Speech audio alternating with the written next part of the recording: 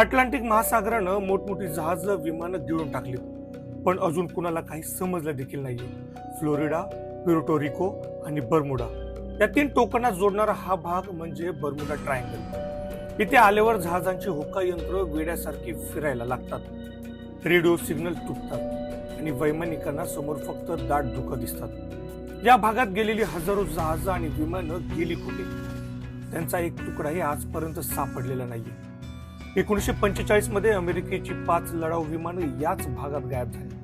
त्यांना शोधायला गेलेलं रेस्क्यू प्लेनही कधीच परत आलं नाही. असं म्हणतात की इथला समुद्र स्वतःच शिकार करतो, पण ही शिकार जाते कुठे? शास्त्रज्ञ म्हणतात तिथे मिथेन वायूचे स्फोट होतात, तर काही म्हणतात तिथे परग्रहावर जाण्याचा रस्ता आहे. पण खरं काय? का आजही अनुभवी कॅप्टन या भागात जायला घाबरतात?